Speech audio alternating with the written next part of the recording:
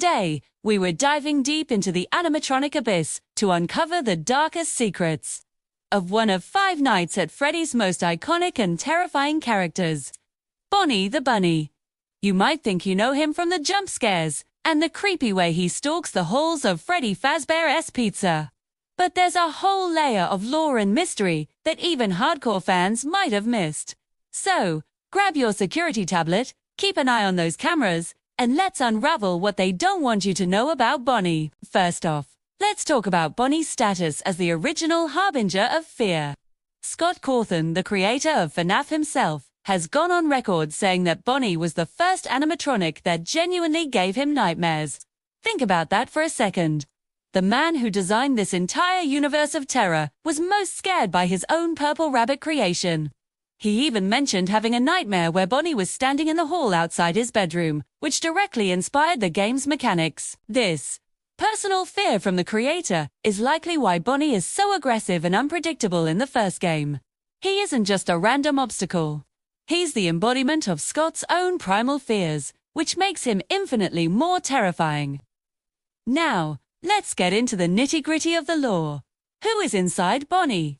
The prevailing theory, supported by clues in the minigames and novels, is that Bonnie is possessed by the spirit of a child named Jeremy. In the Give Gifts, Give Life minigame, we see the puppet placing masks on 4 deceased children, and one of them becomes Bonnie. While the names aren't explicitly linked in that specific minigame, the gravestone ending in Pizzeria Simulator shows graves for Gabriel, Fritz, Susie, and Jeremy. By process of elimination and connecting clues from various media, the community has largely concluded that Jeremy is the soul trapped within the Bonnie animatronic. This adds a tragic layer to his character. His aggression isn't just mindless robotics. It's the rage and confusion of a lost child's spirit, lashing out from within its metal prison. One of Bonnie's most defining and mysterious features is his constant state of change and disassembly. Let us look at Withered Bonnie from FNAF 2. He is arguably one of the most horrifying designs in the entire series, and for good reason. He's missing his entire face, exposing the terrifying endoskeleton underneath, and his left arm is completely ripped off.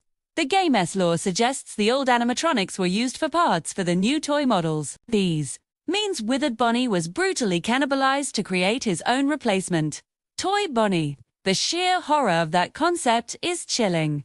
But the most iconic part is his famous line from Ultimate Custom Night, "I may be missing my face, but I can still see you." This implies a level of consciousness and awareness that is deeply unsettling. He knows what has been done to him, and he's still coming for you. And it doesn't stop there. Think about all the different versions of Bonnie we've seen. Boys, we have Classic Bonnie, Toy Bonnie, Withered Bonnie, Springtrap, who is a version of Spring Bonnie, Nightmare Bonnie, Jack-a-Bonnie Bonbon, Rockstar Bonnie, and the recent Glamrock Bonnie. Each iteration seems to reveal a different facet of the character's torment and the dark history of Fazbear Entertainment. Toy Bonnie is sleek and almost unnervingly friendly looking, a plastic mask hiding a sinister purpose. Nightmare Bonnie is a twisted, monstrous exaggeration, a manifestation of a child's deepest fears. Then you have Springtrap, which is the most significant evolution. The Spring Bonnie suit was one of the original Springlock animatronics, which could be worn by employees. This is the very suit that William Afton, the purple guy, used to lure and murder the children. And in a moment of poetic justice, it's the suit that becomes his tomb when the Springlocks fail and crush him inside, creating the monstrosity we know as Springtrap. So, the Bonnie archetype is directly linked to both the victim and the killer, a duality that is central to the entire FNA storyline. The bunny is a symbol of both innocence, lost, and ultimate evil. Let's dig into a secret that's hidden in plain sight: Bonnie's color. Is he blue or is he purple? This has been a source of debate in the fandom for years. In the original game, the lighting makes him appear distinctly purple. However, in other appearances and merchandise, he's often shown as blue. Scott Cawthon himself has cheekily avoided giving a straight answer. But what if this isn't just a lighting issue? What if it's symbolic? Purple is the color universally associated with William Afton, the purple guy. Bonnie's purple hue in the first game could be a subtle, subconscious link to the killer, a constant reminder of the evil that created him.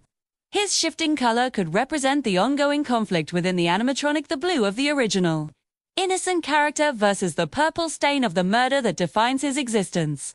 It's a visual representation of the character's corrupted nature. Another dark detail lies in his behavior. In the first game, Bonnie has the unique ability to teleport. Okay, it's not actually teleportation.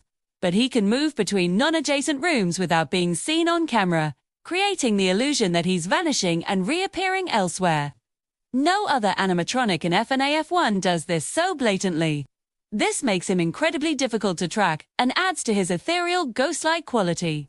It suggests that the spirit within has more control over its movement than the others, or that its connection to the physical world is somehow less stable. Twos. Not just a robot following a path. He's a phantom, haunting the pizzeria, unbound by the normal rules of space and time.